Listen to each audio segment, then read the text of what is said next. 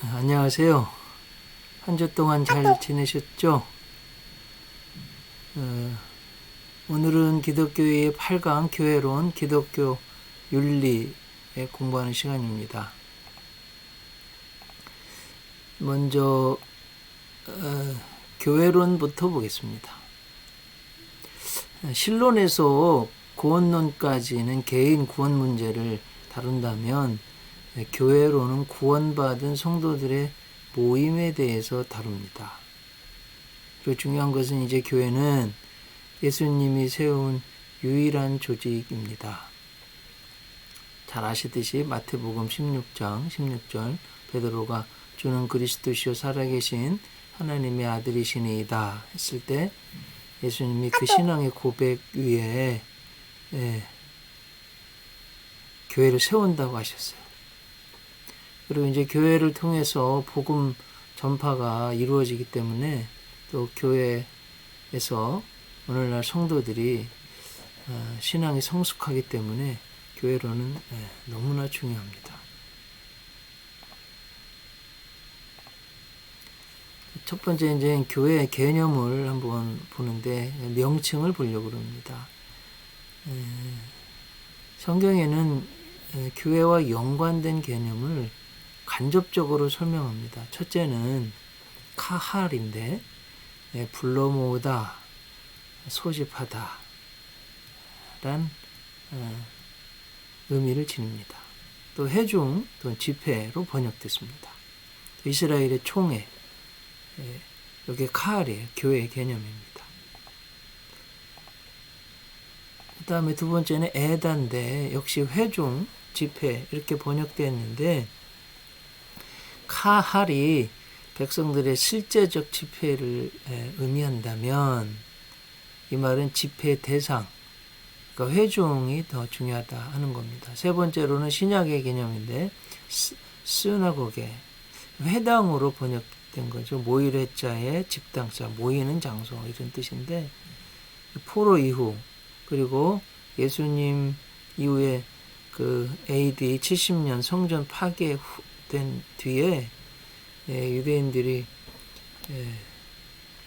신앙생활을 하기 위해서 모이는 것을 스나고게 그랬습니다. 사도 바울이 이 회당을 다니면서 복음을 전했죠. 전 세계에 흩어져 있는 회당에. 그 다음에 중요한 교회 개념이 에클레시아. 아마 많이 들어보셨을 겁니다.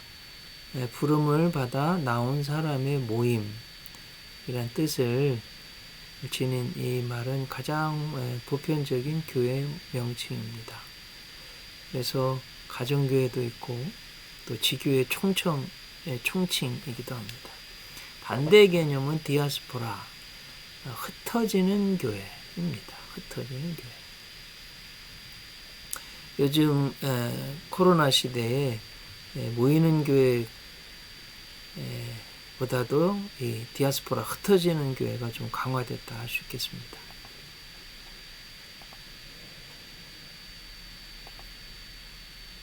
그 밖에 교회의 유기적인 단일성을 강조하는 여러 가지 교회에 대한 이름이 있는데 예수님과의 관계에서 그리스도의 몸이다. 교회의 거룩성을 강조할 때는 하나님의 성전이다. 하나님의 처소다. 또 신령한 집이다. 예루살렘이다. 진리의 기둥과 터라는 이런 말도 있죠.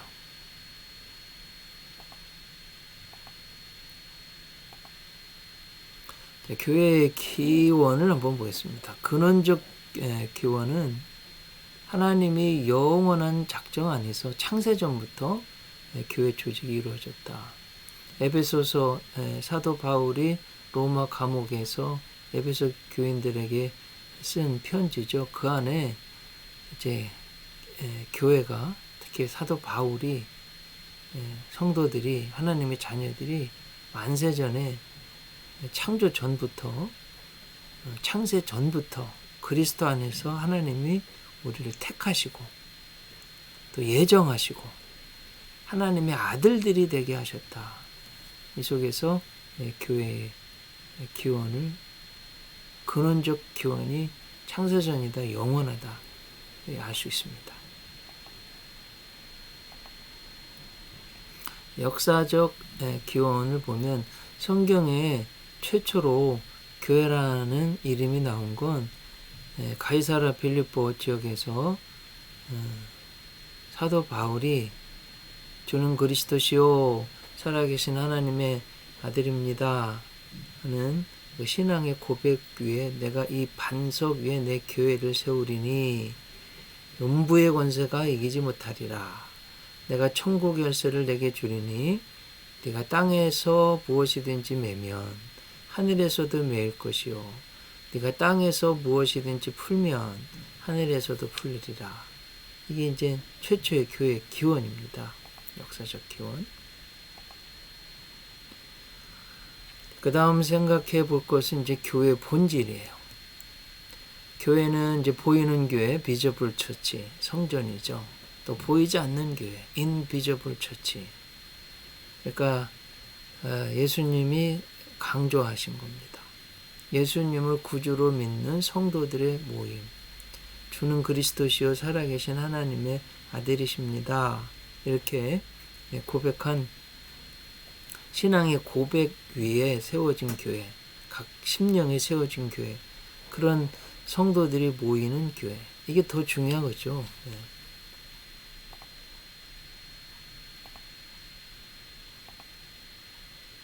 자, 그 다음에 생각해 볼 게 이제 교회의 이미지입니다.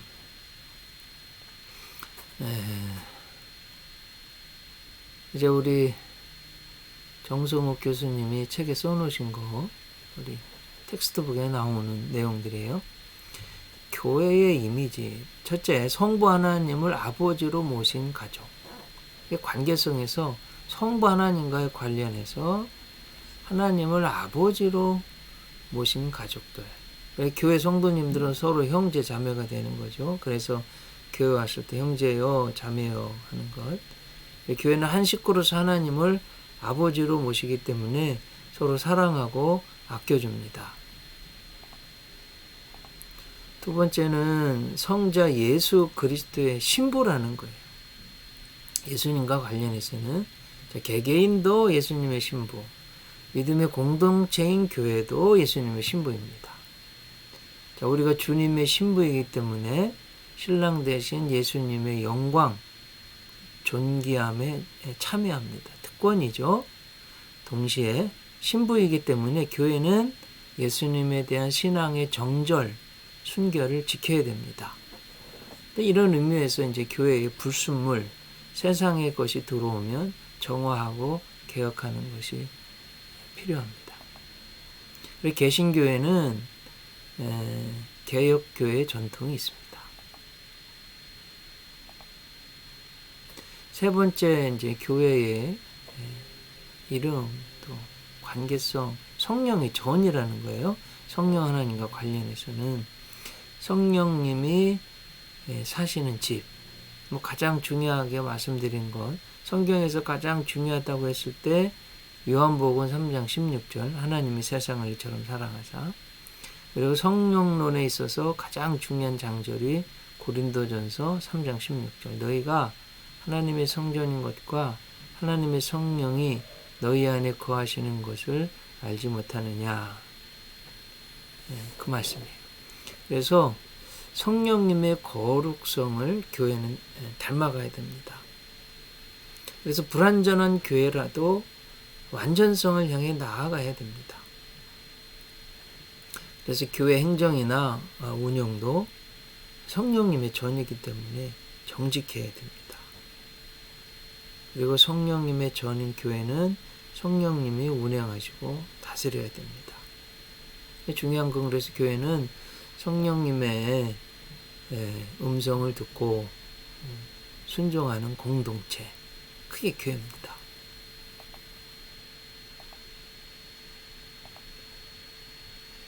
자, 예수 그리스도를 머리로 하는 몸, 교회. 세 가지 이미지죠. 하나님 아버지를 믿는 공동체, 예수님의 신부, 성령님의 전. 이 세 가지 이미지를 통합하는 것이 예수 그리스도가 머리인 또 예수님의 몸인 교회. 그래서 요한복음 2장 21절에서 예수님이 그렇게 말씀하시죠. 그러나 예수는 성전된 자기 육체를 가리켜 말씀하신 것이라. 성전이 교회가 예수님이 자기 몸이라고 하셨습니다. 그래서 교회는 완전히 예수님과의 연합체임을 말씀합니다. 그래서 세상 사람들이 예수님을 보려면 교회를 보아야 하고 예수님의 손과 발을 만지고자 하면 교회를 만져보아야 한다는 것입니다. 교회가 그렇게 중요한 거예요.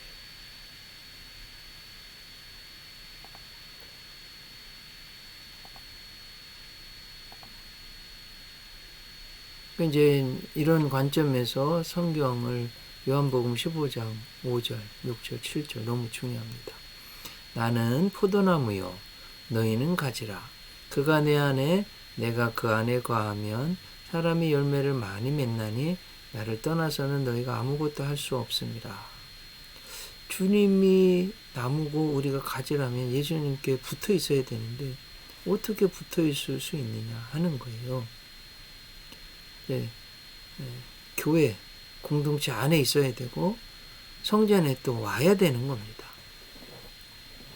요한복음 15장 6절 사람이 내 안에 거하지 아니하면 가지처럼 밖에 버려져 마르나니 사람들이 그것을 모아다가 불에 던져 사르느니라.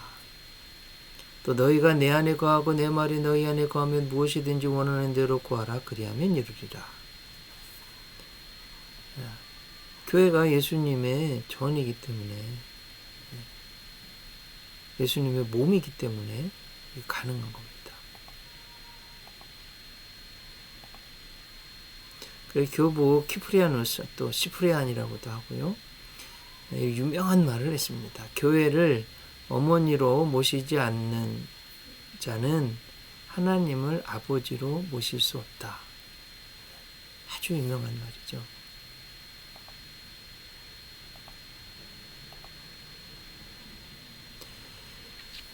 또 교회의 또 다른 정의라고 그럴까요? 이름 하나님 나라의 백성. 정치적인 의미가 담겨 있습니다. 하나님 나라의 백성이기 때문에 권리와 의무가 있어요. 그래서 교회는 왕이신 하나님의 사랑, 보호를 받는 특권이 있습니다. 왕이신 하나님이 가지신 영광, 존귀함에 교회도 참여합니다. 그래서 교회는 그런 어떤 영광, 존귀함, 권세, 음부의 권세가 해치 못하잖아요. 또 하나님 나라의 시민으로서 죄와 사망, 마귀의 권세로부터 자유를 누립니다. 동시에 교회는 하나님 나라의 시민으로서 의무가 있죠. 하나님 나라의 헌법을 준수해야 된다. 그게 뭐냐? 하나님의 명령과 말씀에 절대 순종해야 한다 하는 겁니다.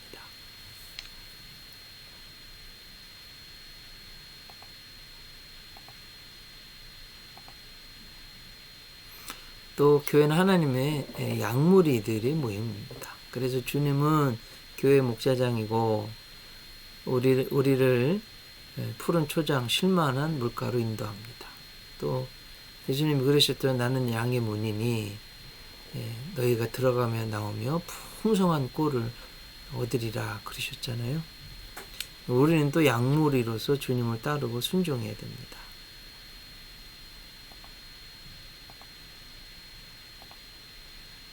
교회는 진리의 기둥과 터다. 진리이신 예수님이 교회이므로 오직 예수 그리스도의 복음 위에 지어져야 된다. 교회는 그 진리만을 수호하고 전하고 사는 하나님의 공동체이다 하는 것입니다.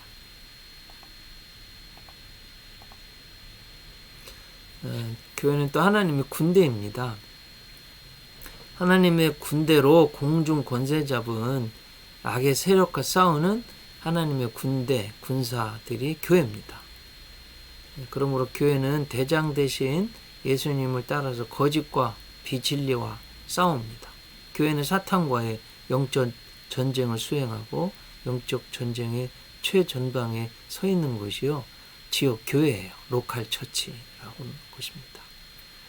그래서 담임 목사님이 중요하고 성도님들이 선교를 안 나가도 너무너무 중요한 문제가 교회에서 영적으로 신앙생활하고 마귀와 싸워 이기는 것이 너무 중요하다는 거예요. 또 교회는 마귀의 권세 가운데 억눌린 영혼들을 구원하는 구원의 방주다.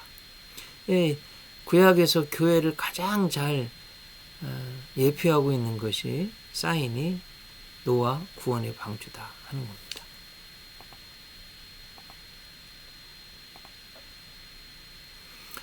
교회가 하는 일은 마태복음 9장 35절 36절 예수님이 하는 일을 똑같이 하는 겁니다. 주님이 하시는 일, 아까 교회 서론에서 말씀드렸죠. 교회론. 예수님이 이 땅에 세워놓으신 유일한 기구, 조직이 교회예요. 그러니까 교회는 예수님이 하신 일을 그대로 하는 겁니다. 그러니까 예수님이 여기 보면 마태복음 9장 35절 36절 예수께서 모든 도시와 마을에 두루다니사 그들의 회당에서 가르치시며 teaching ministry죠. 천국 복음을 전파하시며 preaching ministry 복음 전파. 모든 병과 모든 약한 것을 고치시니라. healing ministry. 무리를 보시고 불쌍히 여기시니 이는 그들이 목자 없는 양과 같이 고생하며 기진합니다.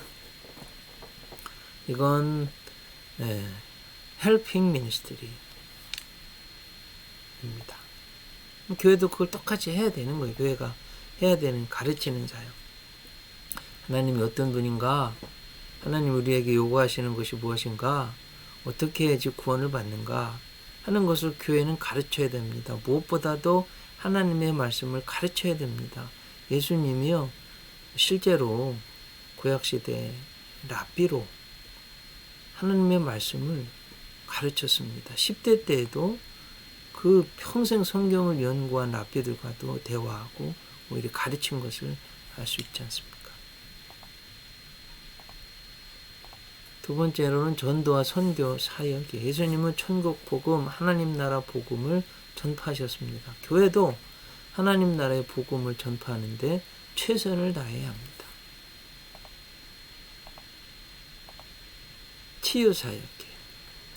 예수님께서 모든 병, 모든 약한 것을 고치셨기 때문에 교회도 예수님처럼 전인적인 치유 사역을 해야 됩니다. 육신적, 정신적, 영적 질병을 치료해야 됩니다.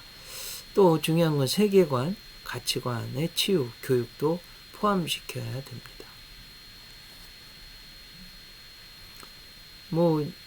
이제 기독교 윤리에서도 이야기하겠지만 동성애, 이건 하나님 원치 않는 정말 가장 큰 하나님 말씀을 거역하는 겁니다. 이런 가치관 가르쳐야 됩니다.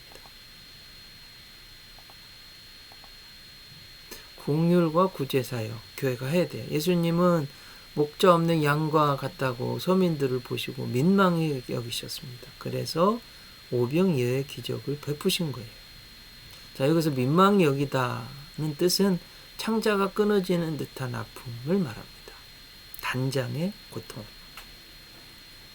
교회는 사회적 약자, 가난한 자, 소외된 자를 그렇게 불쌍히 여기고 돕는 일을 해야 된다 하는 것입니다.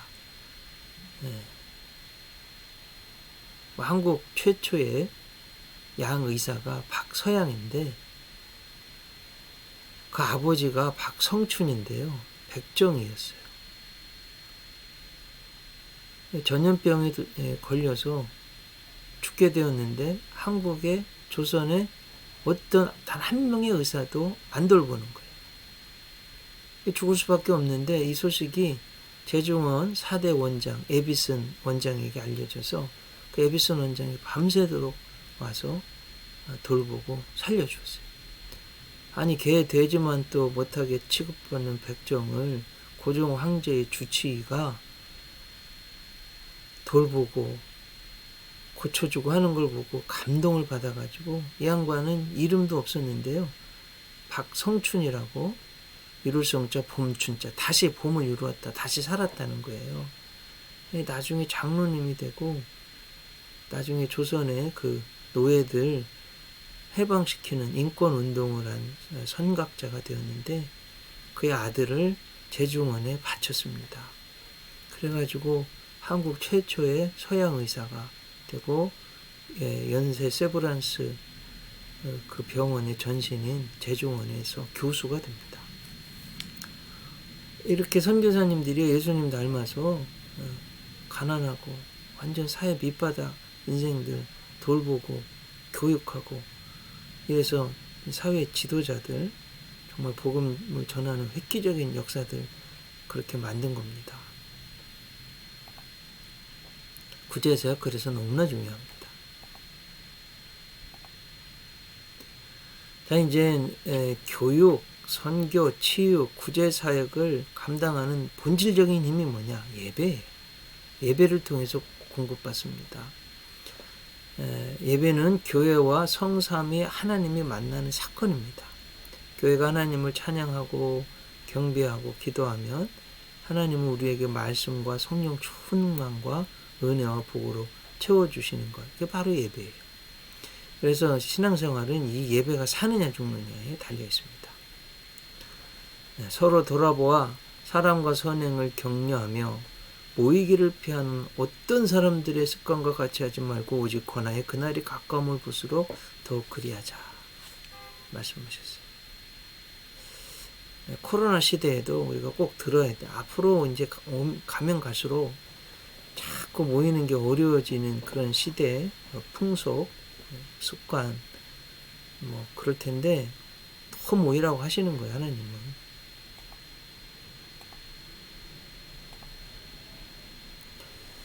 교회가 하나 되는 교회의 특징입니다. 아주 중요한 문제입니다.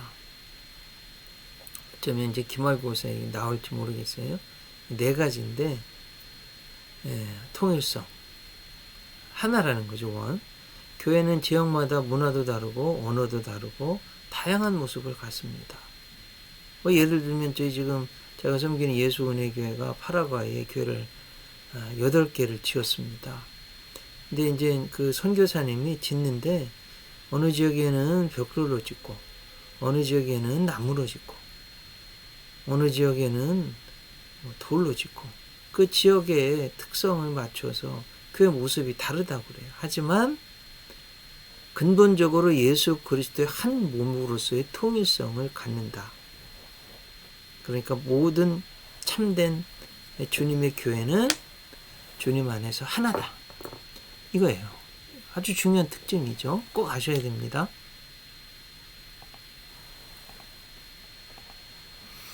거룩하다. 영어로 하면 이렇게 One Holy Apostolic Catholic Church 이렇게 알고 계셔야 돼요. 교회는 구원받고 거룩해진 성도들의 모임입니다. 그래서 성도라고 그러죠. 거룩할 성자의 무리도.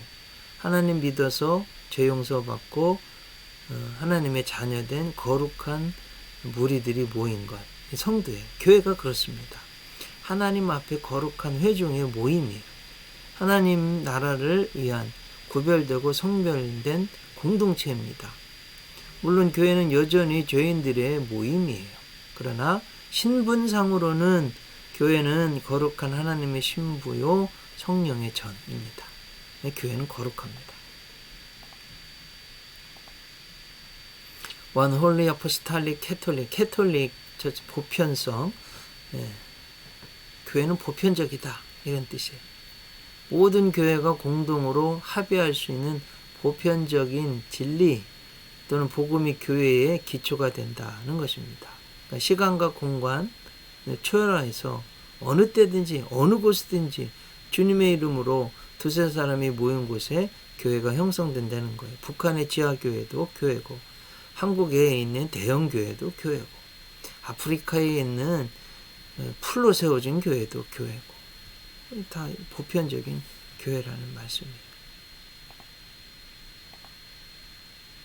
근데 이제 또 교회의 아주 중요한 특성은 표지는 사도성, 어포스탈릭, 사도의 전한 복음의 터 위에 세워진 교회라는 뜻입니다. 이 사도성이 없는 교회는 이단이 됩니다. 사도신경의 신앙의 고백을 벗어난 교회가 이단이 됩니다. 예를 들어서 신천지, 이만희, 사도신경에 없는 내용이잖아요.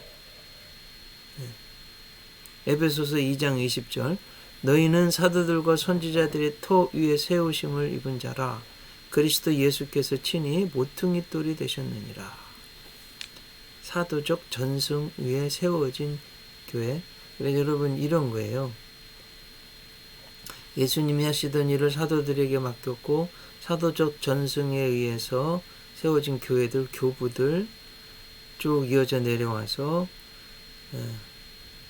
각 개신교회, 그러니까 루터교, 감리교, 장로교, 침례교, 구세군, 순복음교회, 이렇게 이런 사도적 전승 위에 세워진 곳에서 떠난 것들은 이단이라는 거예요. 너무 중요한 문제입니다. 그래서 사도신경 교회에서 고백해야 됩니다. 예배 시간에. 근데 이제 여담이긴 한데 이제 사도의 자격이 성경에 있어요. 첫 번째가 이제 예수님이 직접 부르시는 거예요. 마태복음 4장 19절 말씀하시되 나를 따라오너라 내가 너희로 사람을 낚는 어부가 되게 하리라. 직접 부르신 거예요. 제자들을. 두 번째는 예수님의 공생의 3년 동안 예수님에 의해서 직접 배워야 됩니다. 세 번째는 부활하신 주님을 만나서 예수님이 죽음의 사탄의 권세를 깨부수시고 영원한 생명을 얻으시고 우리에게도 그런 생명을 주실 수 있다 하는 증표로 그 부활하신 주님을 만난 사람이 사도입니다. 자, 그래서 이제 그러면 여기서 이제 한번 우리 생각해 볼 것은 사도 바울의 부족한 점이 이 세 가지 중에 여러분 뭐가 있을까요? 자, 예수님이 직접 부르셨잖아요. 다메섹 도상에서 이방인의 또 가이사 황제에게 복음을 전할 사도로 세운다. 부활하신 주님 만났잖아요. 그런데 뭐가 부족해요? 예수님에게서 직접 공생애 동안 제자 훈련, 제자 교육을 받지 못했어요. 그래가지고 사도 바울의 적대자들이요, 매일 사도 바울을 공격하는 게 사도 바울의 권한은 뭐라고 그럴까? 약하다. 다른 사도들에 비해서 그렇게. 그래서 사도 바울이 자기 사도권을 늘 방어를 합니다. 가장 대표적인 서신이 고린도후서, 또 갈라디아서 이런 데서 사람에게서 난 것도 아니요 사람에게서 배운 것도 아닌 우리 주 예수 그리스도로부터 뭐 이렇게 나가는 거예요. 이 사도 바울의 이제 평생의 약점이죠. 그래서 사도 바울이요 부활하신 주님 만나고도 3년 동안 아라비아 사막에 가서 성경을 연구하고 그리고 복음을 전했죠.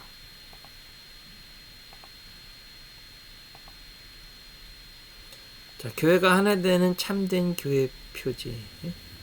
유형교회 가운데는 참 교회가 있는 반면 거짓 교회도 있을 수 있기 때문에 다음과 같은 특징에 의해서 구별이 됩니다.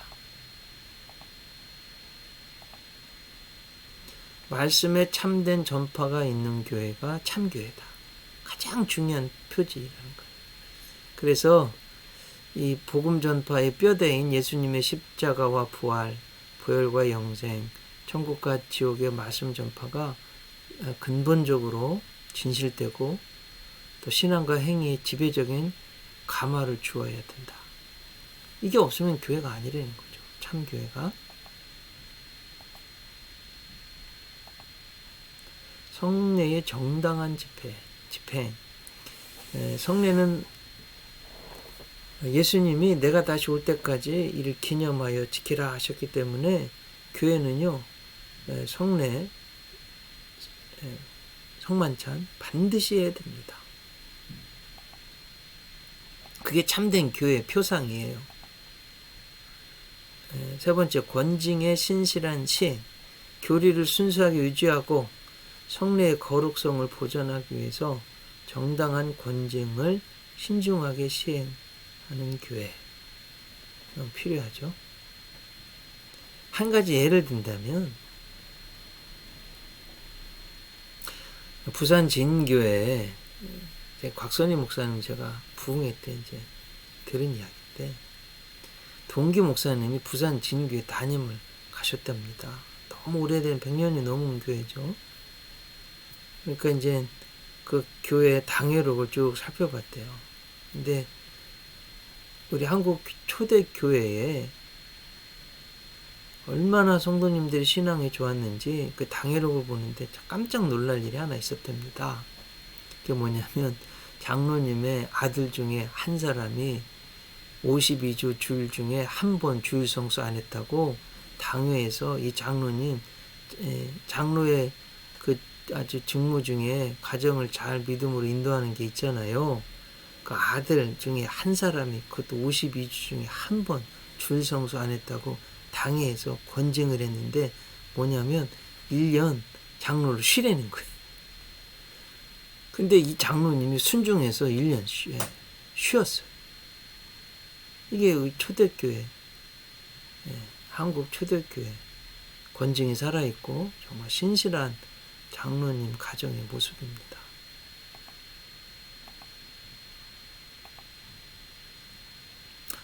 교회 정치인데 교회는 공동의 신앙 고백을 바탕으로 한 교단 조직 속에 존속하게 됩니다. 이제 사도적 전승 위에 하나님이 그 시대적 상황 속에서 독특한 교단들을 형성시켜 주셨어요. 예를 들면 캐톨릭이 중세 1000년 동안 다크 에이지 암흑의 시대, 복음이 없는 시대를 살 때 하나님이 마틴 루터를 통해서 독일에서 정말 구원받는 건, 의로워지는 건, 은혜를 받는 건 예수님을 믿는 믿음으로 구원받고 하나님 아들, 딸이 되는 겁니다. 종교개혁도 일어나고 루터교회가 생겼어요. 또 영국에서는 잘 아시듯이 존 웨슬리 목사님의 그 산업혁명 이후에 그 부작용들, 그 사람들이 기계가 생기니까 일자리를 잃고 농촌 사람들이 먹고 살 수가 없어 도회지로 오게 되고 기계를 이길 수가 없잖아요. 그러니까 일은 못하고 그러다 보니까 술 먹고 도박하고 또 그러다 보니까 죄짓게 되고 감옥에 가게 되고 뭐 이렇게 된 거예요. 존 웨슬리가 어렸을 때부터 거룩하게 살고 규칙적으로 살고 또 옥스포드에서도 홀리클럽 거룩한 사람들의 모임, 그래서 정기적으로 금식하고 또 돈을 모으고 고아원을 방문하고 감옥에 가서 어려운 사람들을 돕고 뭐 이렇게 하면서 그 사회를 완전히 성화시켰죠. 영국을. 감리교가 시작된 거예요. 또 존 칼뱅을 통해서 프랑스, 스위스에서 또 네덜란드 이쪽으로 룩셈부르크 3국 이쪽으로 개혁교회, 장로교회가 시작된 겁니다. 그래서 이런 공동의 신앙 고백을 바탕으로 교단, 교파가 생겼어요. 또 그래서 바른 정치가 또 필요하고요. 또 그 교단의 특징에 따라서 세워진 신학교를 통해서 공부하고 교단에 의해서 안수를 받게 되는 겁니다. 한국의 이제 대표적인 교회는 우리 감리교, 장로교. 장로교 중에서는 예장, 통합, 장로의 신학대학 쪽이죠. 영락교회, 또 소망교회, 뭐 이런데, 예장 합동, 총신대학 쪽, 사랑의 교회, 뭐 이런데, 그리고 대한 기독교 장로의 기장, 한신대학 쪽이죠. 그 다음에 백석 측, 백석대학. 그 다음에 고신 즉 고려신학대학 부산에 있는 뭐 이렇게 큰 교단. 그 다음에 성결교회, 또 침례교회, 구세군, 순복음교회. 이렇게가 아주 중요한 한국의 정통 교단입니다.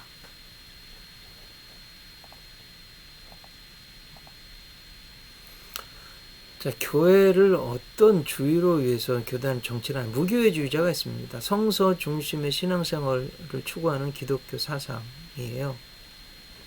무교회주의자들은 기독교 믿음과 신학의 근거는 눈에 보이는 교회 전통보다는 성경이라는 복음주의에 있다고 믿습니다. 그러니까 영국 국교의 형식주의에 대한 반동으로 생겨난 퀘이커 교도들, 수백 년 동안 소박하게 살죠. 우리나라로는 오지메라 간주가 무교회주의 대표인데 이런 말을 했습니다. 기독교 신앙의 유일한 근거는 성서일 뿐이며 교회와 그 관습은 기독교를 담아내는 껍데기 주장합니다.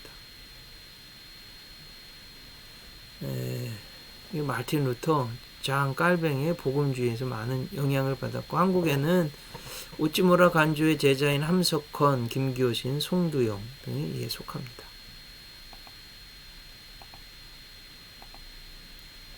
감독정치. 감리교가 감독정치죠. 감독이 그리스도로부터 교회 정치를 위임받은 것으로 봅니다. 성경에도 있죠, 감독. 또 초기, 중세, 카톨릭, 성공에도 이 제도를 받아들였고, 자, 감리교의 감독 정치는 행정적, 조직적 체계지, 좀 카톨릭 같지는 않습니다. 그래서 고대 감독 체제의 캐톨릭 비성경적 개념은 배척하고 사무적 효율성 취한 그런 감리교 감독 정치. 감리교는 감독 정치입니다. 교황 전체는 교황이 말씀드린 대로 무하고 베드로의 계승자, 무한 그리스도의 대리자로 보고 교리, 예배, 정치를 결정하는 존재. 캐톨릭이죠.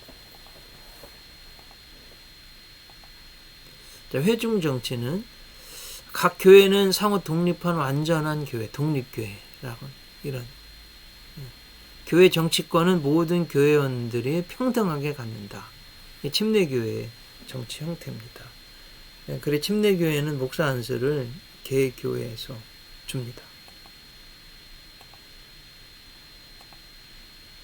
장로의 정치, 교회 기본권이 일반 회중에게 있고 그 정치권은 그들의 선출된 장로들에 의한 대의정치, 장로교하고 개혁교회의 형태입니다. 자, 교회론에 있어서 또 우리 꼭 알아야 되는 아주 중요한 은혜의 수단이에요. 캐톨릭의 7성례 있는데 신체의 성장과 비슷합니다. 세례도 중요한 은혜의 수단이라는 거, 성례라는 거예요. 출생, 견신례. 무슨 소리냐면 굳을견자의 신앙, 믿을 신자. 믿음을 굳게 한다. 유아 세례 받은 사람들이 성인이 됐을 때 자기의 신앙 고백하고 온전한 믿음을 가졌습니다 하는 거예요. 견신례. 성장했다 하는 거예요. 성찬, 양육되는 겁니다. 고해성사, 매일 죄 치료하는 거예요.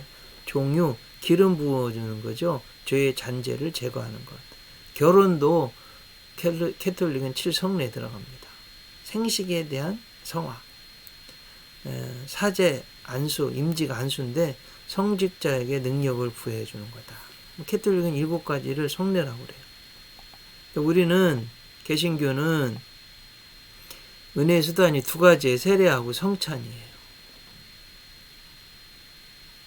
예수님이 세례하고 성찬 이 2가지 하신 거니까 그렇게 고백하고 지킵니다. 종교개혁자 마르틴 루터는 교회를 교회되게 하는 표지를 2가지로 규정했는데 너무 중요하죠. 교회론에 있어서. 하나는 하나님의 말씀, 즉 은혜의 복음의 순수한 선포, 그 말씀을 따라 사는 삶. 하나님 말씀의 선포가 교회에 가장 중요하다는 거예요. 둘째는 그 말씀에 근거하여 세례와 성만찬을 바르게 집행하는 것이 교회라는 거예요.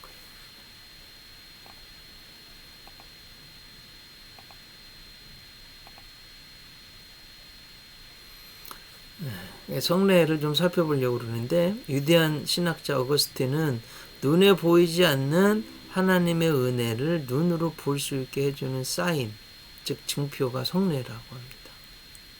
이제 세례를 주는 방법이 크게 둘로 나뉘어요. 하나는 뿌리는 거하고 하나는 담그는 침수. 영어로는 그 스프링클링하고 이머전 이렇게 말하는데 캐톨릭, 루터교, 감리교, 장로교, 영국 성공회, 성결교회는 머리에 물을 뿌리는 방식 스프링클링으로 합니다. 침례교, 독립교회, 간혹 또 순복음교회 같은 경우 온몸을 물에 담그는 침수를 선호합니다. 예수님이 이렇게 세례 받으셨죠.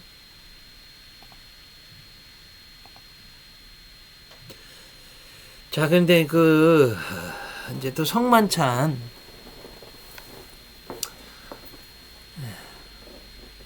예수님은 천국에 계시잖아요. 예수님의 몸이라고, 예수님의 피라고, 주님 다시 올 때까지 예수님이 또 빵을 쭉 찢으면서 이는 너희를 위한 내 몸이니 찢기는 몸이니 받아 먹으라 쭉 찢으셨어요.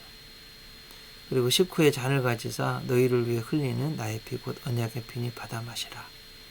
내가 다시 올 때까지 이를 기념하여 지키라. 우리가 지금 그걸 지키잖아요. 근데 이제 그걸 지킬 때 성만찬을 어떤 의미로 지키냐? 교파마다 좀 달라요. 첫째가 화채설인데 transubstantiation 이렇게 읽습니다. 영어로는 좀 길죠. transubstantiation. 카톨릭의 성만찬 이론인데 이건 좀 그래요.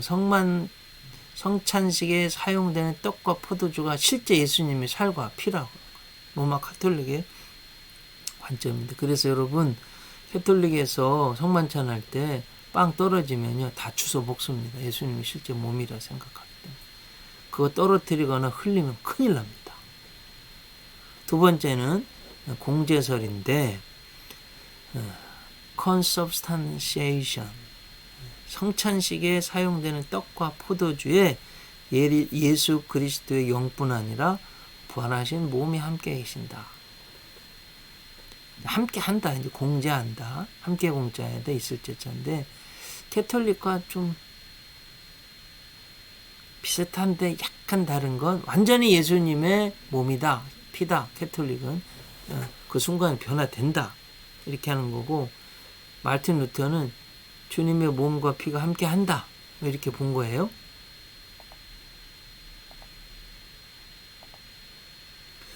저는 영적 임재설을 믿는데 spiritual presence, 성찬식 중에 예수님의 몸은 하나님 우편에 계시지만 성령님을 통해 영적으로 임재한다고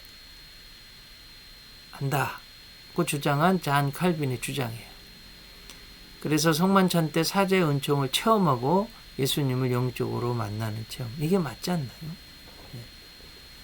기념설, 메모리얼리즘, 성찬식에 예수님의 몸이든 영이든 실제로 임재하지 않고 빵과 포도주는 예수님의 살과 피를 상징하고 성찬식은 이를 기념하는 거다. 종교개혁자 쯔빙글리가 주장한 겁니다. 그래서 화채설, 공제설, 영적 임재설, 기념설은 아셔야 돼요. 신학교 다닐 때 시험에 늘 나오는 겁니다.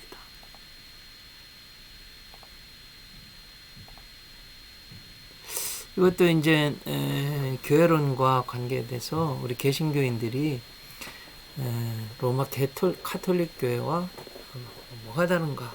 개신교는 종교의 5대 강령은 꼭 아셔야 되겠습니다. 오직 믿음으로만 구원받습니다. 율법이 아니라 예수 그리스도의 십자가 대속의 공로를 믿음으로. 그래서 마틴 루터가요, 심지어는 여러분 막 무릎으로 성전을 기어 올라가고 막 피가 날 정도로 그렇게 수행을 하고 고행을 했는데도 죄 용서에 대한 확신이 없고요. 예수님을 믿을 때 로마서 1장 17절이 종교개혁의 아주 중요한 표어죠. 오직 의인은 믿음으로 말미암아 살리라 함과 같으니라. 믿음으로 구원받는다. 솔라 피데, 라틴 말입니다. 두 번째는 오직 은혜로 솔라 그라치아. 인간의 선행, 캐톨릭은 성전 짓느라고 그렇게 가르쳤잖아요. 연보교에 돈을 넣는 순간 연옥에 있는 부모들의 영혼이 한 단계 한 단계씩 올라갑니다. 이게 여러분 맞습니까?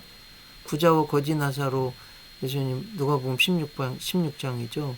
주님 말씀 보면 천국과 지옥은요, 거기 물 한 방울도 그 부자가요 이 세상에 살면서 그렇게 매일 파티하고 자색 옷 입고 고운 배옷 입고 이거 잘 주석을 보면 해외 명품 옷 입었다는 거예요.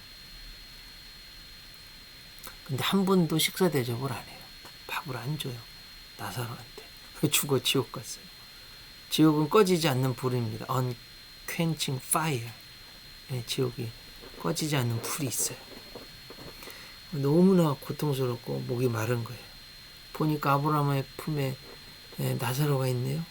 명령해서 좀 나한테 혀끝에 물 한 방울만이라도 좀 묻게 해달라고. 그렇게 고통스러운 것이 지옥이에요. 근데 이게 그걸 중세 캐톨릭이요. 그렇게 말했다고요. 연옥에서 헌금할 때 한 단계 한 단계 올라간다. 천국으로. 말도 안 되잖아요.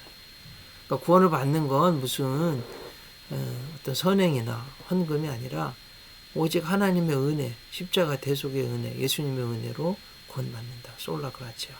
너무 중요한 거예요. 오직 예수 그리스도로, 솔루스 크리스토스, 인간 교황이나 선행이 아닌 그리스도만으로.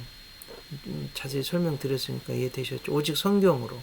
교황과 교부의 교인이 아니라 성경으로 구원받는다. 성경에 복음이 쓰여져 있다. 그래서 솔라 스크립추라. 너무 중요한 겁니다. 만인 제사장주의. priesthood of all believers. 교양과 사제가 없어도 하나님 앞에 예배 드릴 수 있다는 거예요. 평신도가 다 무슨 사제고 목사님이고 이게 아니고 만인 제사장주의는 실제로 마틴 루터 시대에 공식 성경은 불가타 볼게이트라고 했죠. 라틴어로 됐어요. 어떻게 일반 사람들은 못 읽습니다. 그러니까 사제가 없으면 예배를 드릴 수가 없었어요. 그건 아니라는 거예요. 그래서 마틴 루터가 가장 먼저 한 것이 라틴어 성경을 불가타를 평이한 독일어로 번역한 거예요. 그래서 누구든지 그 성경 가지고 하나님 만날 수 있고 예배 드릴 수 있고 이렇게 된 겁니다. 우리 개신교의 특징입니다. 자, 교회로는 것까지 보고 이제 기독교 윤리 보겠습니다. 기독교 윤리는 골로새서 3장 1절 6절에 잘 요약됐습니다. 이건 좀 보겠어요. 그러므로 너희가 그리스도와 함께 다시 살리심을 받았으면 위의 것을 찾으라. 거기는 그리스도께서 하나님 우편에 앉아 계시느니라. 위의 것을 생각하고 땅의 것을 생각하지 말라.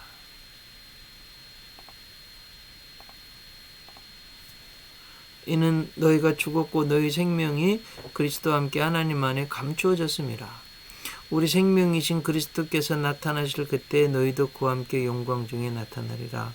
그러므로 땅에 있는 지체를 죽이라. 곧 음란과 부정과 사욕과 악한 정욕과 탐심이니 탐심은 우상 숭배니라. 이것들로 말미암아 하나님의 진노가 임하니라. 거룩하게 살라는 거죠. 기독교 윤리가 있죠. 자, 이제 기독교 윤리를 생각해 본데, 성경은 단지 해야 할 것, 하지 말아야 할 것의 목록을 넘어서서 우리가 어떻게 살아야 하는지에 대한 상세한 교훈을 제공합니다. 어떻게 기독교인으로서 삶을 살아야 하는지를 알기 위한 에서 필요한 모든 것 성경에 다 있어요. 그런데 성경은 우리가 삶에서 직면하게 되는 모든 상황을 구체적으로 다루진 않아요. 그래서 우리가 막닥뜨리는 모든 윤리적 딜레마에 대해 성경이 어떻게 말씀하는가? 여기에 이제 기독교 윤리가 필요한 거예요.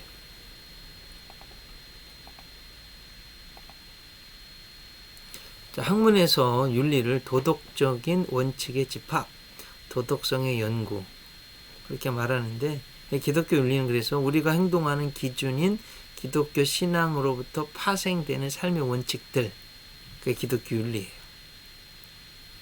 하나님의 말씀이 우리의 삶을 통해 직면하게 되는 각각의 상황을 말씀드린 대로 다 다루지는 않습니다. 그 원칙들은 구체적인 교훈이 없는 상황에서 우리가 어떻게 행동해야 하는지에 대한 표준을 제시하는 거예요. 구체적인 상황은 안 나온다는 거예요. 자, 예를 들어서 성경은 불법 약물, 마약, 예를 들어서 마약 사용에 대해서 구체적으로 말하진 않아요. 마약이 죄다 아니다. 성경은 말하지 않습니다. 하지만 우리는 성경을 통해 배운 원리에 근거하면 그것이 잘못되었음을 알 수 있습니다. 왜? 마약을 먹으면 고귀한 인간이, 하나님의 형상을 닮은 인간이 거룩하게 살고 이게 안 되니까요. 그리고 성령의 전인 몸이 파괴가 되고, 그렇기 때문에 존엄한 인간으로서의 어떤 관계나 역할을 하지 못하게 되고, 이제 심하게 되면 마약 중독이 되면 그거 못하면 도둑질하고, 그 마약 살려고요. 그 돈 안 주면 그냥 죽이고. 그 심지어는 제가 이제 미국에 유학을 갔을 때 이제 뉴욕에 우리 동포들이 많이 살았잖아요. 그런 얘기도 실제로 들었어요. 딸을 중고등학교 딸 학교 보내면서 20불 정도짜리, 50불은 너무 크고 20불, 어떤 분은 또 50불짜리 준다는 거예요. 마약 중독자들이 그거 막 미쳐가지고 돈 달라고 그럴 때 안 주면 그냥 자제력이 없어서 총으로 쏘고 그냥 가버리기 때문에 돈을 준다는 거예요. 그러니 그 마약이 얼마나 사람을 망가뜨리고. 마약에 대한 것은 성경에는 없지만 기독교 윤리적, 우리가 성경의 기본 원리를 가지고 윤리적 삶이 뭔가 해석해낼 수 있다는 거죠. 이게 기독교 윤리입니다. 이해되셨죠? 그래서 이제 7가지 제가 이제 가져와 봤는데, 기독교 윤리도 한 학기 동안 어떤 분은 이거 전공해서 PhD도 하고 굉장히 많습니다. 다 다룰 수는 없고 몇 가지만 한번 해보겠습니다. 자, 전쟁이 정당한가? 예를 들면 이스라엘과 블레셋과 다윗과 골리앗과 전쟁이 정당한가? 그럼 어떻게 보십니까? 자, 우리를 보면 북한 공산주의가 김일성이가 1950년 소련제 탱크 비행기 앞세워가지고 쳐들어왔잖아요. 그러면 여러분, 우리 대한민국에서는 전쟁을 해야 됩니까? 안 해야 됩니까? 그러면 무슨 근거를 가지고 전쟁을 하는가 하는 거예요. 이제 기독교 윤리적인 답변을 해야 되죠. 간략하게 핵심으로 말하면 보다 더 큰 선을 위해서 하나님의 뜻. 공산주의자들은 종교는, 기독교는 아편이다. 하나님은 없다. 물질이 중요하다. 교회는 서민들을 착취했기 때문에 교회는 다 때려 부셔야 된다. 교인들은 죽여야 된다. 그러면서 이제 인권이 유린당하고 그러잖아요. 대한민국은 자유를 보장하고, 그런 여러분, 더 많은 사람들에게 자유를 주고 인권을 확장시켜주고, 그렇기 때문에 보다 더 큰 선, 하나님의 뜻, 생명을, 국민을 보호하기 위해서는, 더 많은 사람을 살리기 위해서는 전쟁을 걸어왔을 때 전쟁을 하는 건 정당하다, 이렇게 보는 거예요. 똑같은 거예요. 두 번째, 전쟁에 나가 총을 쏴 살인해도 되는가? 자, 여러분, 내 아들이 이제 군대 갔는데 전쟁이 일어났다고 해봐요. 나라와 민족을 지키기 위해서 총을 쏘는 것, 살인을 하는 것, 기독교 윤리적인 관점으로 정당하게 보는 거예요. 이해되셨죠? 네, 사형수에 대한 형 집행. 네, 그러니까 이제 만인 제사장주의 좀 이따도 나올 텐데요. 이게 사람을 사실 죽이는 거잖아요. 어떻게든지 뭐 교수형을 하든 의자를 땡기든 총을 쏘든 뭐 어떻게 하든 뭐 뭔가를 해야지 사람을 죽이는 거잖아요. 그러면 그 직업을 가진 교도관이 사람을 죽이는 거 아니에요. 그 직업이 정당한가 하는 거예요. 여러분 어떻게 보십니까? 이 기독교 윤리적 답변은 이런 거예요. 많은 사람을 죽인 사람, 아니면 강간을 한 사람, 이 사람은 너무나 많은 사람을 괴롭히고 하나님의 공의 이런 걸 어지럽히고 죽이기 때문에 보다 더 큰 선, 하나님의 공의, 많은 사람을 살리기 위해서는 적법한 절차에 의해서 사형 판결을 받은 사람에 대한 사형의 집행은 정당하고 그 직업은 거룩하다. 이게 기독교 윤리의 대답입니다. 또 이제 이게 이제 미국의 한 이슈죠. 우리도 이제 낙태. 여러분 뱃속에 있는 생명 아기를 낙태시키는 게 정당합니까? 정당하지 않습니까? 대부분 이제 정당하지 않다고 보는 거예요. 근데 이제 한국도 이제 심각한 문제인데, 심하게는 뭐 비공식적으로 1년에 30만 명 낙태가 있다고 그러잖아요. 그러니까 죄를 짓고 그 감당하지 못해서 몰래 그 뱃속에 있는 생명을 죽이는 건 이건 죄죠. 자, 그러면 이제 그런데 이거 좀 생각해요. 아니 너무 신실하고 순결하고 우리 예를 들어 장로님 권사님의 예쁜 여학생이 아니 공부하고 오는데 못된 놈들에 의해서 성폭력을 당했어요. 여러 명에 의해서. 근데 임신을 했네요. 근데 아버지도 누군지를 모르네요. 그럼 여러분 어떻게 생각하십니까? 이런 경우 부모도 임신 중절 수주를 원하고 산모도 원한다. 자, 여러분은 어떻게 생각하십니까? 윤리적 답변이 뭡니까? 이제 기독교 전통적인 개신교 복음주의는 부모도 원하고 산모도 원하면 이런 경우에는 낙태를 찬성합니다. 그런데 성모 마리아를 통해서 예수님 오신 성모 마리아가 사실은 결혼도 안 했는데 낳은 거 아니에요. 예수님 그래서 탄생할 수 있으셨잖아요. 캐톨릭은 이런 상황에도 낙태 안 됩니다. 또 이제 생각해 볼 것은 기독교 윤리적 관점이 이렇게 교파마다 다른 거죠.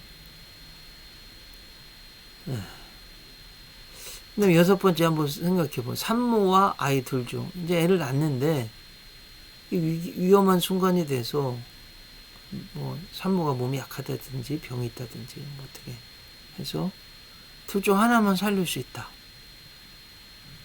지금 내 딸이 그렇다. 그러면 아니면 내 아내가 그렇다. 그럼 여러분 이거 어떻게 하시겠습니까?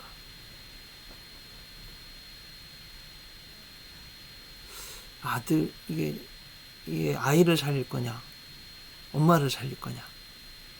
이게 이제 개신교는 산모를 살리고요. 캐톨릭은 아이를 살리는 경향이 있다고 그래요. 자, 일곱 번째, 여러분 이 줄기세포 이걸 내 몸의 줄기세포가 특히 태아의 줄기세포가 엄청난 그 많은 의약품으로 쓰인다고 그러잖아요. 그럼 여러분 이게 생명이 어느 때부터일까요? 저는 그렇게 생각해요. 사도 바울은 내가 태어나기도 전에 하나님이 택하셨다고 했기 때문에 그때부터 생명이잖아요. 근데 이제 실제 생명은 정자와 난자가 착상된 순간부터라고 봐야 되지 않겠어요? 과학은요, 몇 주 보통 뒤라고 생각해요. 11주라고도 하고, 5주라고도 하고. 근데 이제 그 생명이 아니기 때문에 그 줄기세포, 태아의 줄기세포 가져다가 빼가지고 약을 사용할 수 있다는 거예요. 저는 이건 아니라고 봅니다. 왜? 생명이기 때문에. 이 기독교 윤리입니다, 이런 문제가. 더 많이 있는데, 이 정도 보시고요. 이제 우리 교과서에 텍스트북에 있는 건데, 기독교인이 어떻게 살아야 하는지 설명 원리. 하나님의 영광을 위한 원리입니다. 고린도전서 10장 31절 그런즉 너희가 먹든지 마시든지 무엇을 하든지 다 하나님의 영광을 위하라. 사랑이 원래 가장 큰 계명, 세 계명. 하나님 사랑, 이웃 사랑 하는 거죠. 네. 그런데 여러분 고린도전서 10장 24절 보면 누구든지 자기의 유익을 구하지 말고 남의 유익을 구하라. 또 나와 같이 모든 일에 모든 사람을 기쁘게 하여 자신의 유익을 구하지 아니하고 많은 사람의 유익을 구하여 그들로 구원을 받게 하라. 이렇게 된 거예요.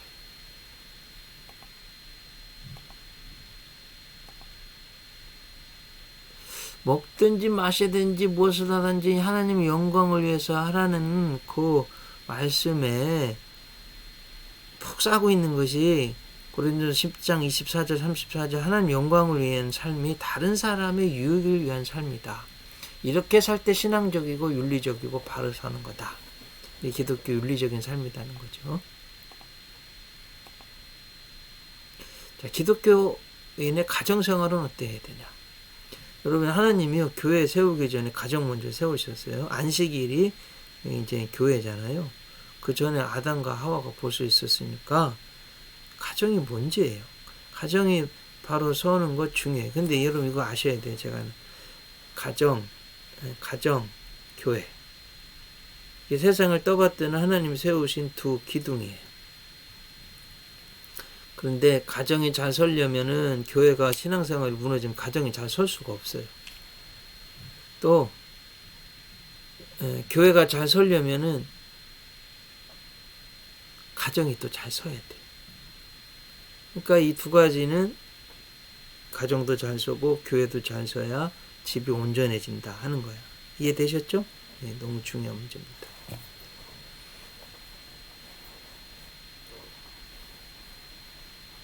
그리고 성경은 한 남자가 한 여자와 만나 결혼하는 것, 하나님이 정하신 배필의 원리죠. 이거 떠나면 안 됩니다. 동성애가 왜 제약이냐 하면 정면으로 하나님 말씀 어기기 때문에. 그리고 여러분 생육하고 하나님 번성하고 땅에 충만하라고 그랬는데 동성끼리 사랑하고 결혼하면 아이를 낳을 수가 없잖아요. 또 에이즈가 만연해서 사람들이 병들고 우리나라도 꽤 이게 동성애 때문에 만연났다고 그래요. 이건 아닙니다. 윤리적인 문제죠.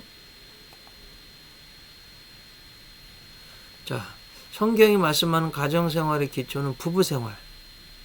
근데 하나님이요 먼저 아내들에게 명령하셨어요. 순서가 중요해요. 하와가 먼저 사탄의 유혹을 받았기 때문에 그렇습니다. 하나님이 아내가 먼저 남편에게 복종을 주게 해야 가정이 평안하다는 거예요. 꼭 남편이 아내의 머리됨이 그리스도께서 교회의 머리된 것 같다고 하셨어요. 너무 중요한 문제예요. 그래, 이게 디모데전서 2장 12절, 13절, 14절 여자가 가르치는 것과 남자를 주관하는 것을 허락하지 않냐느니 오직 조용할지라. 이는 아담이 먼저 지음을 받고 하와가 그 후며 아담이 속인 것이 아니라 여자가 속아 죄에 빠졌습니다. 보다 근본적으로 가보면 아담이요 죄지은 하와를 심판하시는 이제 하나님이 죄지은 하와를 심판하신 말씀에 이미 나와 있습니다. 창세기 3장 16절 또 여자에게 이르시되 내가 내게 임신하는 고통 크게 더하리니 네가 수고하고 자식을 낳을 것이며 너는 남편을 원하고 남편은 너를 다스릴 것이니라. 제 이야기가 아니라 하나님 말씀입니다. 그래서 하나님의 아내들이여 자기 남편에게 복종하기를 주께 하랬더라. 이는 남편이 아내의 머리됨이 그리스도께서 교회의 머리됨과 같음이니 그가 바로 몸의 구주시니라. 그러므로 교회가 그리스도에게 하듯 아내들도 범사에 자기 남편에게 복종할지니라. 이래야 가정이 선다는 거예요. 근데 그것만 있냐? 아니에요. 남편들은 아내 사랑하기를 그리스도께서 교회를 사랑하시고 그 교회를 위하여 자신을 주신 같이 하라. 이거보다 더 큰 희생과 사랑이 어디 있어요? 이렇게 하라는 거죠. 그래서 이렇게 아내를 사랑하는 자는 자기를 사랑하는 거라고 하셨습니다. 자, 여기서 이제 우리가 대부분 조금 어렵게 생각하는 게, 그러면 여자와 남자와 근본적으로 존재적으로 차등이 있어서 그러냐? 아니라는 거예요. 동등한 존재인데 하지만 유지되어야 할 질서가 있다. 그래서 남편은 리더고 아내는 팔로워다. 뭐 이렇게 써놓은 거예요. 성경은 성부, 성자, 성령이 삼위가 신적 영광과 권위에서 영원히 동등한 분을 가르치시죠? 남자 여자도 신체적으로나 뭐 존재적으로 동등하다는 거예요.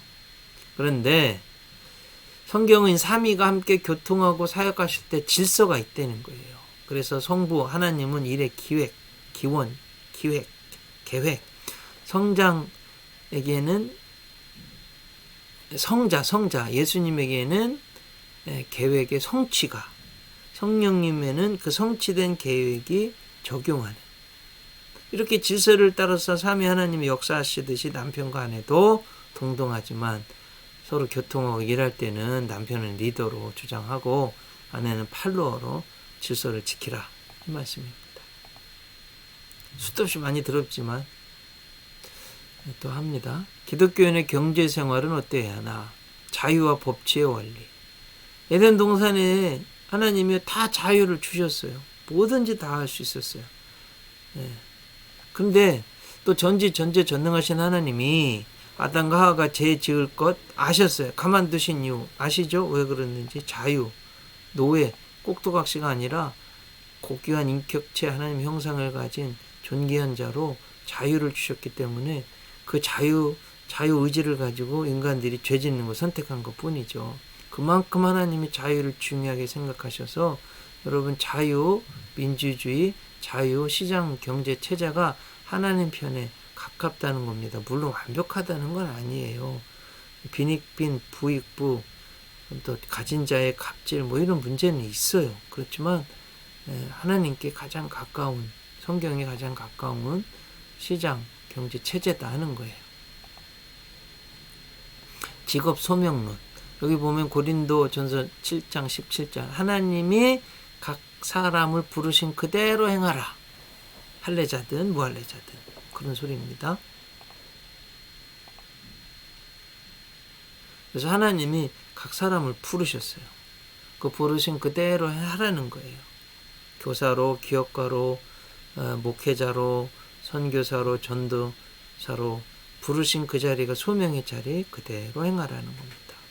이럴 때 의미 있잖아요. 내 삶이 하나님이 나를 이러이러하게 부르셨다. 직업 소명은 너무 중요해. 왕같은 제사장.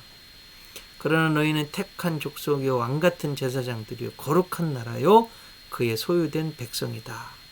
그 이유는 하나님의 아름다운 덕을 선포하게 하기 위해서입니다.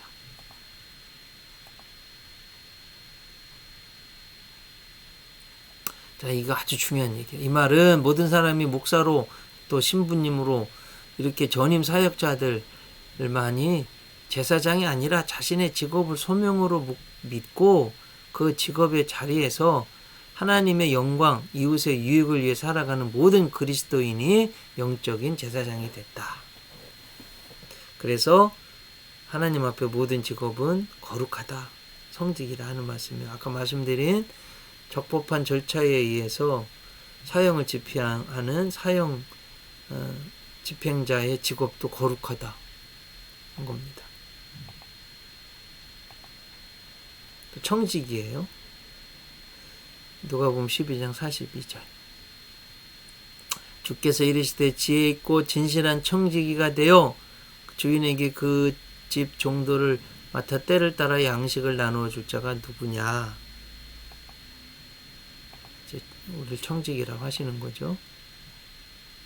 청지기, 주인의 종으로 주인이 맡긴 임무를 맡은 자. 청지기에게 구할 건 충성이에요. 자, 이게 다 하나님이 너무나 많은 걸 다 맡겨주셨는데 잘못 관리한 대표적인 사람이 아담과 하와예요.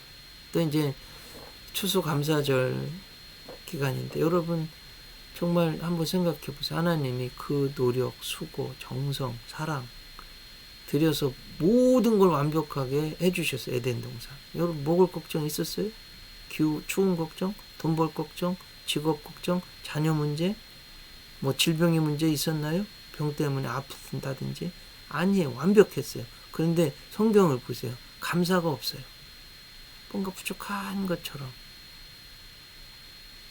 그래서 사탄의 유혹에 넘어가고 말았어요. 하나님이 주신 것 감사하지 못하고 맡겨주신 것 청직으로 잘 감당하지 못한 것 심각한 문제입니다. 이건 윤리적인 문제이기도 해요. 자, 기독교인의 역사의식은 어떠해야 합니까? 여러분 이게 참 중요한 문제입니다. 역사의식 세계관. 제가 한번 예를 들어볼게요. 일본 제국주의에 의해서 36년 너무나 큰 고통을 당했어요. 저 어렸을 때 고향에 할머니, 할아버지들이 일본 사람들이 얼마나 악독한지 수저 젓가락까지 요강까지 다 뺏어갔대요. 그 나무 젓가락 가지고 밥 먹었다는 거예요. 우리는 이렇게 약탈을 당했는데 이제 그 역사를 어떻게 보느냐? 일본 사람들은 조선을 개화시키고 도로 놔주고 학교 놔주고 철도 놔주고 발전시켰다. 이렇게 말하는 거예요. 이거 참 기가 막히지 않아요? 그러니까 여러분 그리스도인으로서 국가관, 민족관, 정치관, 통일관 이거 어떻게 갖느냐 정말 중요합니다. 자, 우리가 한민족을 선택한 게 아니지 하나님이 세워주신 거 제2의 선민 하나님 선교사들이 오기 전에 벌써 하나님이라고 불렀던 위대한 민족 말세에 제2의 이스라엘 선민으로 복음을 전하기 위해 하나님이 만드셨다. 나는 그 가운데 태어났다. 이렇게 보는 거예요. 얼마나 감사해요. 그걸 믿고 소중히 여기고 부모님도 마찬가지고 국가도 마찬가지고 하는 겁니다. 먼저 기독교인의 세계관입니다. 하나님이 창조하시고 다스리시고 예수님을 보내주셨고 교회를 세웠고 그 교회를 통해 복음이 전해지고 영원히 구원받고 하나님 영광을 사랑한다. 이렇게 보아야 돼요. 그런데 공산주의는 하나님 부인하고 기독교는 악편이라고 그러고 교회를 부수고 성도를 죽이고 성경을 불태우고 인권을 유린합니다. 그 자기 백성들을 여러분 잘 아시듯이 소련 스탈린 4,500만 명 죽였어요. 기독교인들. 어택동 8,000만 명 넘게 죽였어요. 김일성, 김정일. 지금도 북한은 기독교인들을 죽입니다. 자, 그런데 기독교인이면서 이런 공산주의를 찬성한다. 대한민국을 공산주의, 사회주의를 하겠다. 이건 진짜 우리 기독교인으로서는 말도 안 되는 겁니다. 이건 제가 지금 정치를 말하는 건 아니에요. 이건 기독교인의 세계관, 가치관입니다. 이건 안 됩니다. 하나님의 정치는 여러분 왕정 체제예요.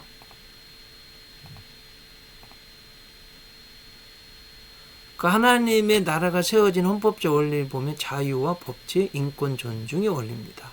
이 원리를 존중하는 중요한 정치 원리가 자유민주주의, 또 시장 자유 경제주의가 가장 하나님 나라에 근접한 체제라는 거예요. 독재, 왕정, 공산주의, 군부 독재. 하나님의 나라의 원리인 자유, 법치, 인권 존중 설 자리가 없기 때문에 반대 안 되는 겁니다. 기독교 윤리적 관점에서. 자, 이런 의미에서 자유민주주의로 복음으로 평화적으로 통일이 되어야 됩니다. 자, 이제 한 가지 로마서 13장 보면 국가 권력에 복종하라고 되어 있어요. 근데 여러분, 정부가 국민에게 하나님의 법에 배치되는 요구를 할 때는 더 상위의 법인 하나님의 법을 지키는 것이지 하위의 법인 정부의 법 정책에 지지할 수 없습니다. 이게 대표적인 게 동성애인 거죠. 지금 차별금지법, 여러분 이건 우리 반대해야 돼요. 여러분 그 핵심을 아시는지 모르겠지만 이제 동성애가 죄라고 그러면 300만 원 벌금, 두 번째는 1000만 원, 세 번째도 하면 감옥 갑니다. 그 다음에 종교 차별하면 안 되기 때문에 기독교 예수로만 구원받습니다. 그럼 300만 원 벌금, 두 번째 1000만 원, 세 번째 하지 않으면 감옥 간다. 이런 법안인 거예요. 이게 말이 안 되잖아요, 이거. 그러니까 우리는 보다 더 상위법, 하나님의 법에 복종해야 된다는 겁니다. 자, 기독교인의 문화생활 어때야 됩니까? 로마서 12장 1절. 그러므로 형제들아, 내가 하나님의 모든 자비하심으로 너희를 권하노니 너희 몸을 하나님이 기뻐하시는 거룩한 산 제물로 드리라. 이는 너희가 드릴 영적 예배니라. 너희는 이 세대를 본받지 말고 즉 마음을 새롭게 함으로 변화를 받아 하나님이 선하시고 기뻐하시고 온전한 뜻이 무엇인지 분별하도록 하라.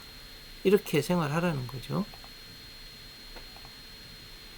하나님의 형상이 파괴된 상황에서 나온 예술 영역, 쾌락과 오락, 이한 것만을 위해서라면 이건 하지 않아야 된다.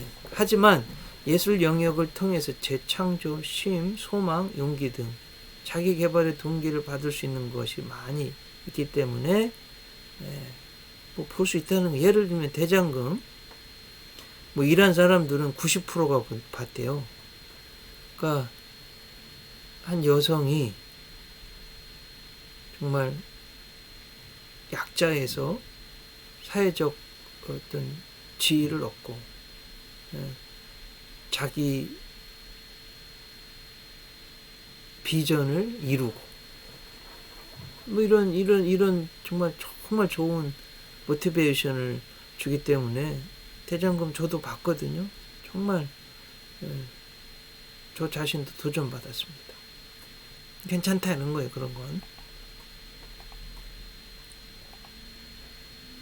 자, 리차드 니버, 이분이 쓴 예일대 기독교 윤리학 교수였는데요. 그리스도와 문화라는 이제 기독교 윤리, 기독교인이 세상과의 관계에서 아주 명저인데 1951년 쓴 건데 교회와 문화, 크라이스트 앤 컬처를 5가지로 분류해놨는데 이거 한번 보겠습니다. 이거 보고 마치겠습니다. 첫째, 분리 유형, 문화와 대립하는 그리스도. 크라이스트, 예수님이죠. 어게인스트 컬처, 문화를 L자인데 스펠링 틀렸네요. 크라이스트 어게인스트 컬처, 문화를 대항하는 그리스도. 그래서 그리스도인이 세상으로부터 분리되고 세상은 타락했다는 거죠. 그래서 초기 기독교의 제사례파, 또 터툴리안이 이랬습니다. 그래서 교부들 가운데 거룩한 분들은 거세까지 하는 분도 있었어요. 일치 유형, 문화 속에 의 그리스도, 크라이스트 오브 컬처. 일치 유형은 기독교를 문화의 한 유형으로 보고 기독교를 문화와 일치시키는 그런 유형인데 세속화된 기독교 자유주의 신학. 뭐 교회 안에서 뭐 술도 먹어도 되고 담배도 펴도 되고 마약도 괜찮고 뭐 사람들이 하는 거 뭐 다 괜찮다 이렇게 보는 거죠.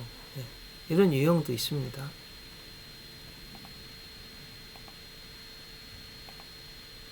종합 유형, 문화 위의 그리스도, 크라이스트 어보브 컬처, 문화 위에 있는 대표적인 게 이제 중세 캐톨릭이죠. 로마 캐톨릭. 그래서 신앙과 이성, 자연과 은총, 철학과 신학, 교회와 국가를 종합하는, 오히려 교회가 그 위에 있는 이런 유형이 있다.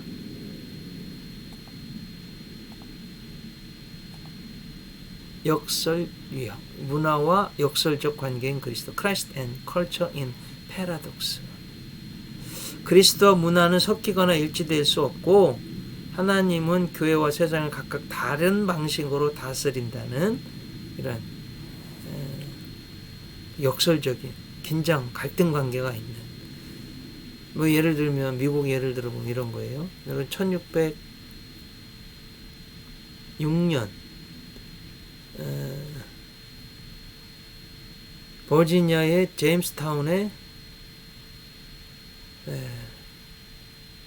영국의 죄수들을 풀어놨습니다. 그래서 미국은 죄수의 문화가, 죄인들의 문화가 흘러가고 있어요. 근데 1620년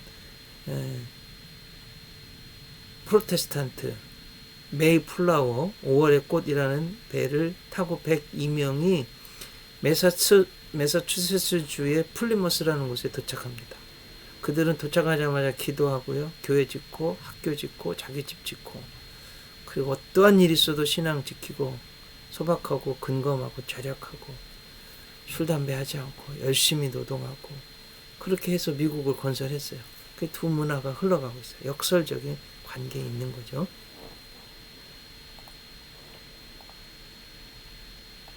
우리는 그런 면에서 쓰레기 문화, 죄수 문화, 미국 예를 들면 헐리우드라든지 무슨 그런 문화 배우지 말고 무슨 정말 깊은 신앙의 좋은 이걸 배워야죠. 자, 변혁 유형이다. 문화의 변혁자 그리스도, 크라이스트 트랜스포머 오브 컬처. 변혁 유형은 그리스도는 온 세상의 주님이심으로 세상을 변화시키는 것. 이게 그리스도인의 책임이라는 거예요. 존 칼빈이나 존 웨슬리 감리교를 들었습니다. 이렇게 해서 교회론 기독교 윤리 강의를 마치겠습니다. 다음 주에 강의 시리즈 봬요.